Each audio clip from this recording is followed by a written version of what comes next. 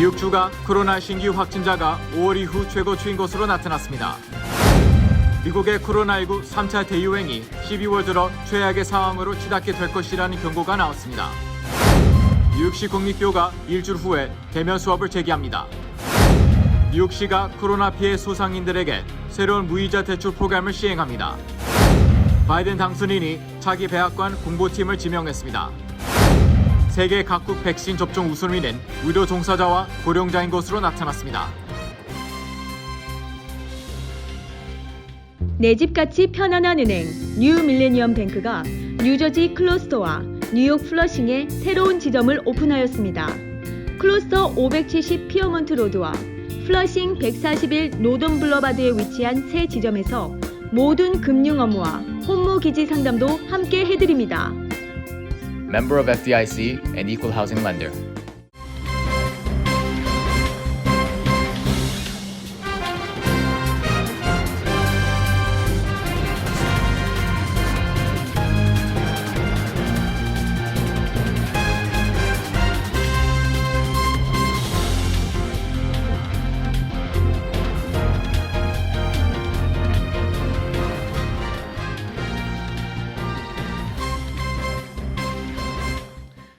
여러분 안녕하십니까? KBTV 뉴스 9 이창원입니다. 뉴욕은 어제 하루 신규 확진자가 6,723명, 감염률 4.27%로 집계되면서 5월 이후 가장 높은 수준을 보였습니다. 미 전국이 그렇듯 뉴욕의 가파른 상승세도 연말까지 유지될 것으로 보입니다. 이렇게 상황이 심각해지는 가운데 지난 올 봄 뉴욕시에서 코로나19로 숨진 650여 구의 희생자 시신이 브루클린에 주차된 냉동트럭에 6개월째 방치된 모습이 공개돼 지난 4월 초 코로나19가 최고조에 달했던 뉴욕시는 하루 사망자가 800명대에 이르자 병원 영원실이 가득 차 냉동트럭에 시신을 보관했습니다. 무연고 사망자들은 뉴욕시 공동묘지가 있는 헐섬에 감회장했습니다. 하지만 집단 감회장에 대한 여론이 나쁘지자 뉴욕시장은 집단 감회장을 하지 않겠다고 밝혔고 코로나19로 숨진 무연고 시신들은 지난 5월 냉동트럭에 실린 채 브루클린 항구의 주차장으로 옮겨졌습니다. 그러나 반년이 지난 지금 브루클린에 주차됐던 600여 구의 시신을 실은 냉동트럭은 그대로입니다. 어렵게 친척을 찾아 연락을 해도 경제적인 이유로 시신 인수하지 못하는 경우가 대부분이며 그렇다고 헐섬에 매장해 달라고 요청하지도 않아 뉴욕시를 난감하게 하고 있습니다. 지난 9월까지 709의 시신 가운데 239의 시신은 가족을 찾지 못하고 있습니다. 뉴욕주는 현재 지난 악몽을 되풀이하듯 은퇴한 의사와 간호사들까지 다시 불러들이는 상황에 직면했습니다. 쿠오모 주지사는 뉴욕주의 입원율이 6월에 비해 4배나 증가했고 일부 지역에서는 이미 병원의 인력 문제가 발생했다며 은퇴한 의사와 간호사 명단 작성을 지시했습니다. 또 지난 봄 퀸즈 엘머스 병원이 의료진들 사이에서 전쟁 지역이라고 불렸던 것을 언급하면서 현장 병원 설립과 동시에 무엇보다 환자 분산 시스템을 강조했습니다. 이에 뉴욕시 H&H와 노스월 같은 대형 병원도 개선된 비상 시스템 구축에 돌입했으며 다른 모든 병원들도 병상을 50%까지 확보할 계획을 세우라고 지시했습니다. 쿠오모는 칙령을 따르지 않은 의료시설들은 주로부터 과실치사 혐의를 받을 수 있다고 덧붙였습니다. 어제 뉴욕시 감염률은 4.69%, 주 전체 감염률은 4.27%입니다. 이는 전날 3.9%에서 훌쩍 뛰는 수치이며 5월 중순 이후 최고치입니다. 하루 신규 확진자는 주 저녁에서 6,723건이며 블랙 프라이데이였던 지난 27일에는 하루에만 8,179명이 보고됐습니다. 입원 환자 수는 전날보다 58명이 늘어 총 3,372명으로 집계됐으며 사망자는 55명으로 기록됐습니다. 미국의 코로나19 3차 대유행이 12월 들어 최악의 상황으로 치닫게 될 것이라는 경고가 나왔습니다. 앤서니 파우치 미 국립아달아기 전염병 연구소 소장은 앞으로 2-3주 뒤 surge upon a surge, 즉 현재 코로나 확진자가 이미 급증한 상황에서 또 환자가 급증할 것이라며 코로나 대확산이 중접되는 상황을 보게 될 것이라고 말했습니다. 김은지 기자의 보도입니다. 파우치 소장은 코로나19 확산이 겹쳐서 발생하는 설상가상의 상황이 전개될 수 있다고 경고했습니다. 코로나 1차 백신 접종이 몇 주 안에 시작될 수 있지만 미국은 정말 위태로운 상황에 진입하고 있기 때문에 연말 연휴 시즌에 연방정부와 주정부, 도시와 각 가정은 결단을 내려야 한다고 강조했습니다. 코로나 감염자는 증상이 나타나는데 2주가 걸리고 무증상자의 바이러스 전파도 심각한 문제라면서 이번 연휴에 따른 감염 사례가 12월에 본격적으로 반영될 것으로 예상되는 데다 크리스마스 연휴 시즌이 또 다른 악몽을 불러올 수 있다는 우려입니다. 하지만 이 같은 우려가 조금씩 현실이 되는 듯합니다. 미국의 코로나 입원 환자는 28일 9만 1천 명을 넘으며 또 최고치를 기록했습니다. 또 11월 한 달 동안에만 400만 명 이상의 신규 감염자를 기록했으며 이는 10월에 집계된 190만 명보다 2배 이상 달하는 수치입니다. 현재 미국은 27일 연속 하루 신규 감염자가 10만 명 이상을 기록하고 있으며 블랙 프라이데이였던 27일에만 20만 명 이상의 신규 감염자가 보고됐습니다. 이는 지난 1차 팬데믹 당시 최고를 찍었던 4월 23일보다 약 5.5배 이상에 달하는 수치입니다. 또 2차 팬데믹의 피크였던 7월 16일보다는 약 3배 가까이 되는 정도입니다. 의료 전문가들은 이처럼 빠르게 불어나는 숫자에 전국에서 병원 수용력을 확장시키려는 노력에도 불구하고 현재 우리가 직면한 상황에 대해 대비할 방법이 없다고 말합니다. 또 다가오는 크리스마스를 언급하며 미국은 현재 50개 주 모두에서 동시에 자연재해가 발생한 것이라며 막다른 골목에 와 있다고 표현했습니다. 이와 관련해 백악관이 지난 땡스기빙 데이 연휴 기간 동안 여행 다닌 사람들의 경우 코로나19에 노출됐거나 감염된 사람들로 봐야 한다고 언급했습니다. 데보라 벅스 백악관 코로나19 조정관은 연휴 동안 모임에 참석했거나 여행을 했다면 오늘부터 대략 5일에서 10일 후에 코로나19 테스트를 받으라고 강조했습니다. 이는 바이러스가 인체 내에 감염됐을 시 잠복기가 있기 때문에 그 정도 기간을 두고 검사를 받아야 감염 여부를 정확히 알 수 있기 때문으로 보입니다. 하지만 특히 65세 이상 노인이 모임에 참석했거나 가족 구성원 중 누군가 해외나 타주로 나갔다 왔다면 잠복기 여부와 관계없이 기다리지 말고 즉각 검사를 받아야 한다고 당부했습니다. 또 조금이라도 증상이 느껴지는 경우 지체하지 말고 검사를 받을 것을 권고했습니다.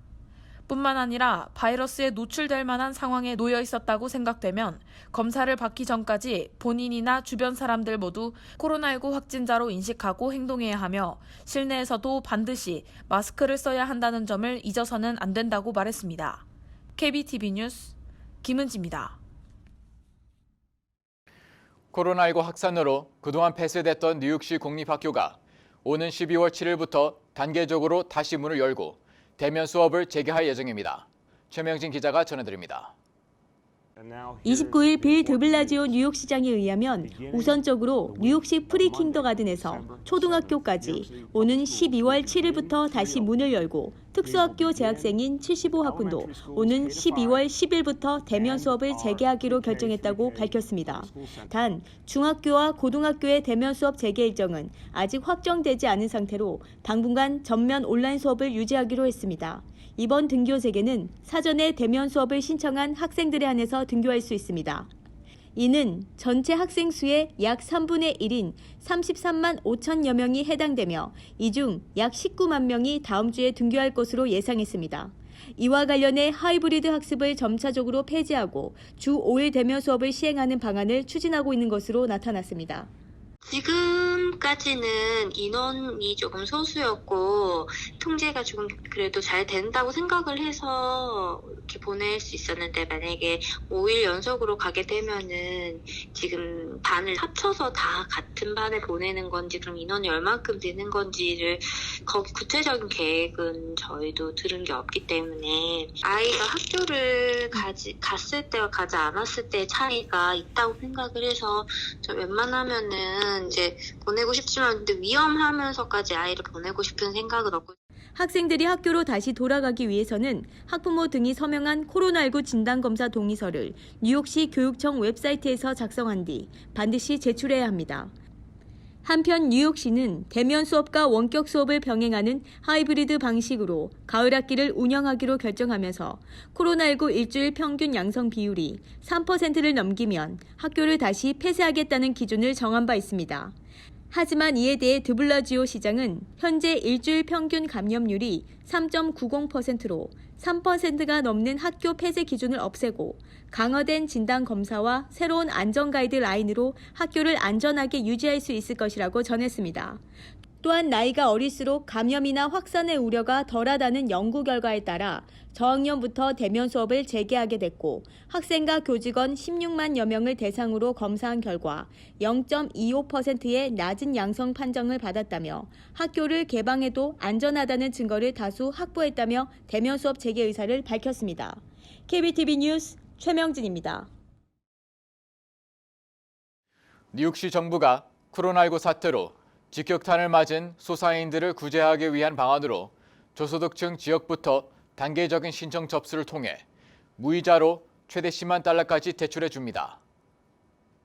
빌 더 블라시오 뉴욕시장은 뉴욕시의 지역 경제 회복을 위해 코로나19로 피해를 입은 소상인들에게 실질적인 지원을 하기 위해 시 정부가 무이자 대출 프로그램을 선보인다고 밝혔습니다. 뉴욕시 스몰 비즈니스국이 제공하는 무이자 대출 프로그램인 NYC LMI Storefront Loan의 접수 대상으로는 해당 지역에서 지난 2018년 1월 이전부터 스몰 비즈니스를 운영해 오고 있어야 합니다. 또한 종업원 수가 2에서 99명의 업체여야 하며 최대 10만 달러까지 무이자로 대출이 가능합니다. 아울러 저소득층 주민이 많이 거주하는 지역의 소상인들의 신청을 우선적으로 접수하는 등 주민소득 수준에 따라 단계적으로 신청을 받을 계획입니다. 2018년 1월 1일부터 지금까지 이제 비즈니스를 해오고 있는 사업체, 그리고 2019년 세금보고서상에 이 현금 그 유동성이 보여지는 그런 사업체, 이제 그걸 보는 이유가 그 융자금을 상환할 수 있는 능력이 되는가를 판단하기 위한 것 같습니다. 신청 접수는 1차와 2차로 나누어서 신청 접수를 받게 되는데 1차는 11월 30일 오늘부터 받게 돼 있습니다. 그리고 2차로는 12월 14일부터 신청 접수를 받기 시작한다고 발표가 됐고요. 대부분의 집코드가 브롱스하고 브루클린에 위치해 있고요. 그 다음에 이제 한국 분들이 많이 비즈니스를 하고 살고 계시는 이제 퀸즈 지역을 좀 보니까 플러싱 지역이 한 5군데, 그 다음에 에스토리아, 엘머스, 자마이카, 잭슨 하이트 이렇게 분포가 되어 있습니다. 한인들이 많이 거주하는 퀸스 플러싱 지역은 우편 번호가 11354와 11355 등이 1단계 지역으로 지정됐습니다. 또한 플러싱은 11367, 11358 등이 2단계 지역으로 분류됐습니다. 대출 가능 지역 확인과 신청은 뉴욕시 웹사이트를 통해 할 수 있습니다. 한편 뉴욕시 정부가 코로나19로 어려움에 처한 소규모 업체들을 위해 지난 3월 시작한 뉴욕시 스몰 비즈니스 지속 대출 프로그램은 신청자 폭주로 인해 현재 신규 신청을 보류하고 있는 것으로 나타났습니다. 이로 인해 현재 있는 프로그램도 진행하기 어려운 상황에 새로운 프로그램을 진행한다는 비판의 목소리도 나오고 있습니다. 조 바이든 미국 대통령 당선인이 대선에서 공화당 톱파티인 애리조나주에서도 승리했다는 인증을 받았습니다. 또 바이든이 다양성을 반영한 차기 백악관 공보팀을 지명했습니다. 보도에 최명진 기자입니다. 애리조나주 국무부는 오늘 바이든 당선인의 승리를 공식 인증했습니다. 인증 과정은 덕 듀시 주지사를 비롯해 주 법무장관과 주 대법원장이 감독했으며 바이든 당선인은 애리조나에서 약 1만 500표로 0.3%포인트 차이로 이겼습니다. 민주당원인 케이티 홉스 주 국무장관은 이번 선거는 많은 근거 없는 반대 주장에도 주법과 선거 절차에 따라 투명성, 정확성, 공정성을 갖춰 치러졌다고 말했습니다. 트럼프 대통령은 자신이 패한 경합주를 중심으로 불복 소송을 이어가고 있지만 법원은 잇따라 패소 판결을 내리고 있는 가운데 조지아와 미시간, 펜실베니아, 네바다주는 이미 바이든 당선인의 승리를 인증했습니다. 또한 애리조나에 이어 오는 12월 1일에는 위스콘신이 개표 결과를 인증할 예정입니다. 한편 29일 로이터 통신에 따르면 바이든 당선인은 오바마 정부 시절 국무부 대변인과 백악관 공보국장을 지낸 인수위원회 대변인인 젠 사키를 백악관 대변인으로 지명했습니다.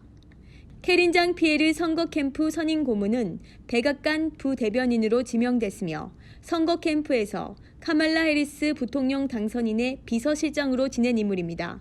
선거 캠프 대변인이었던 케이트 베딩필드는 백악관 공보국장에 척 슈머 민주당 상원 원내대표의 전 히스패닉 담당 공보비서관 필립 토바는 부공보국장으로 지명됐습니다. 시몬 샌더스 선거 캠프 선임 고문은 부통령 대변인으로, 낸시 펠로시 하원 의장의 선임 고문이었던 애슐리 에티엔은 부통령 공보국장으로 지명됐습니다. 바이든 당선인이 부통령이던 시절 대변인이었던 엘리자베스 알렉산더는 질 바이든 영부인의 국보국장이 됩니다. 바이든 당선인은 처음으로 모두 여성으로 구성된 백악관 고위 공보팀을 발표하게 돼 자랑스럽다며 경험이 풍부하고 자격 있는 이들이 다양한 관점에서 우리나라를 잘 회복시킬 수 있을 것이라고 밝혔습니다. 바이든 정부 경제팀 인선에서는 제닛 옐런 전 연방준비제도 이사회 의장의 재무장관 발탁이 유력시되고 있습니다. 또 재무부 부장관에는 윌리 아데예모 전 백악관 국가안전보장회의 국제경제 담당 부보좌관이, 백악관 경제자문위원회 위원장에는 세실리아 라우스 프린스턴대 교수가 지명되고 있습니다. 그리고 백악관 예산관리국 국장에는 니라 텐던 미국 진보센터 회장이 거명되고 있는 상황입니다. 이 밖에 경제위원회 위원장 후보로는 브라이언 디즈 전 백악관 선임 고문이 거명되고 있으며 오바마 백악관에서 에너지, 환경 문제 등을 담당했었습니다.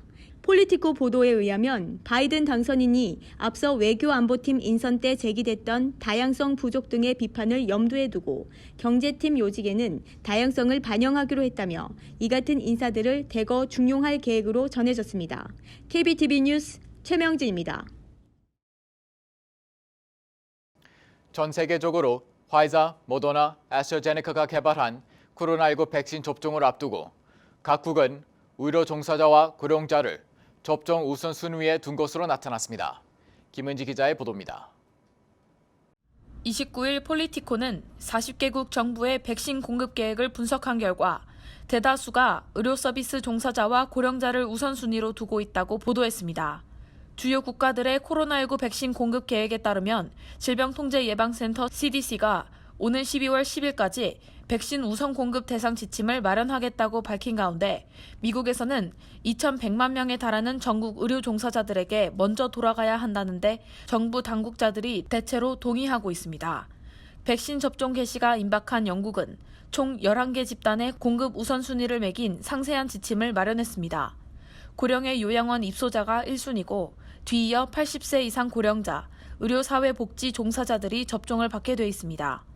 프랑스에서는 노인 요양시설이 1순위가 될 예정이고 2순위는 65세 이상 고령층과 보건사회의료 분야 종사자 중 50세 이상과 기저질환자에게 우선권을 주도록 했습니다. 일본은 기저질환이 있는 고령자에게 먼저 백신을 공급할 계획입니다. 하지만 한국과 대만 정부는 백신을 최대한 빨리 사들이는 것보다 좋은 가격에 구매하는 것을 우선순위로 삼고 있다고 분석했습니다. 한편 모더나가 개발 중인 코로나19 백신이 코로나19 예방에 94% 효과를 드러냈다는 3상 임상시험 결과의 최종 검증을 마쳤다며 오늘 FDA에 사용 승인을 신청했습니다. 또한 제약사 화이자와 바이오엔테크 백신은 오는 12월 10일 회의에서 코로나 백신 신청 허가를 논의할 예정이며 이날 긴급 사용 승인이 떨어지면 미국인들은 24시간에서 48시간 안에 백신 접종을 시작할 수 있을 것으로 보인다고 밝혔습니다. KBTV 뉴스 김은지입니다. 앤드루 쿠오모 뉴욕 주지사에 의하면 오늘부터 뉴욕주의 여러 지역에 폭풍과 강풍 그리고 폭설이 예상된다며 긴급 대응 조치를 강화하라고 지시했습니다. 특히 뉴욕주의 대부분 지역은 비와 폭풍이 예상되는 가운데 중부 허드슨 지역과 롱아일랜드 지역은 시속 50마일 이상의 동풍이 불 확률이 가장 높은 곳으로 나타났습니다. 또한 서부 뉴욕의 남부 지역이 향후 36시간에서 48시간 동안 6인치에서 12인치의 폭설이 내릴 것으로 예상됩니다. 민건센터가 연말을 맞아 지난 23일부터 오는 12월 4일까지 긴급 보호 장비와 겨울옷 나누기를 통한 구호 활동에 나섰습니다. 플러싱 다운타운을 돌며 노숙자들에게 물, 스웨터 등이 담긴 패키지를 전달했습니다. 또한 손소독제, 마스크 등과 함께 쌀, 이유식 등 부패하지 않는 식품을 수집해 뉴욕 나눔의 집에 전달할 예정입니다. 기부를 원하는 한인들은 민건센터 사무실로 전화해 문의하면 됩니다. 뉴욕 한국문화원이 연말을 맞아 12월 한 달 동안 문화원 홈페이지를 통해 영화 팬들에게 집에서 안전하고 편하게 접할 수 있는 코리안 무비 나잇을 개최합니다. 특히 이번 상영에는 2020년에 개봉된 신작인 하늘을 묻는다, 오케이 마담, 지푸라기라도 잡고 싶은 짐승들을 포함해 2018년도에서 2019년에 개봉된 영화 배심원들, 리틀 포레스트, 미스백 등이 제공됩니다. 빌 드블라지오 뉴욕시장은 코로나 테스트를 받기 위해 오랜 시간 줄을 서고 있는 시민들을 위해 온라인 서비스를 제공합니다. 이는 헬스 플러스 하스피럴즈 네트워크를 통해 코로나 테스트를 받기 위해 대기 시간이 가장 짧은 장소를 검색해 보다 편리하게 이용할 수 있습니다. 헬스 플러스 하스피럴즈 트위터를 통해 제공되는 이 서비스는 하루에 3번에 걸쳐 대기 시간이 업데이트됩니다. 또한 테스트탠드 트레스.nyc에서도 온라인으로 51개의 코로나 테스트 장소의 대기 시간 업데이트를 게시할 것이라고 전했습니다. 잠시 후 커뮤니티 브리핑을 전해드립니다.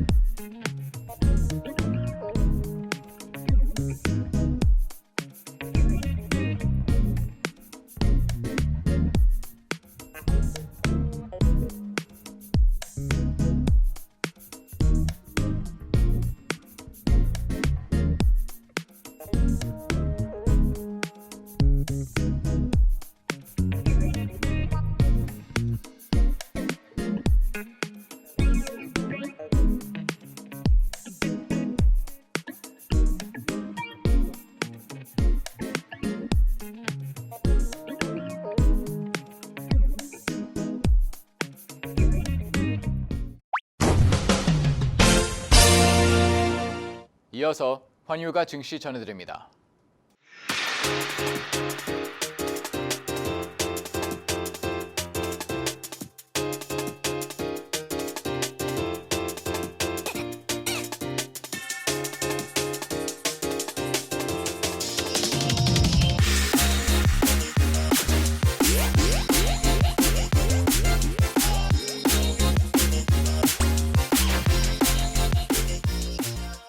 잠시 후 뉴욕과 뉴저지 날씨 전해드립니다.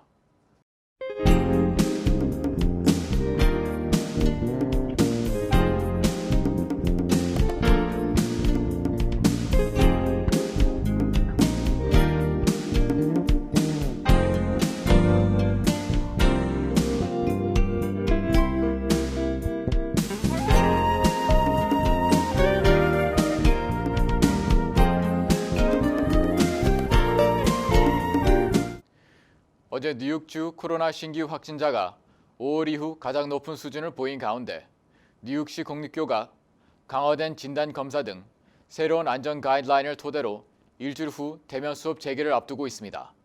코로나 예방 수칙을 잘 지키며 건강 관리에 유의하시길 바랍니다. 오늘도 KBTV 뉴스 9을 시청해 주신 여러분 고맙습니다. 편안한 밤 보내시기 바랍니다.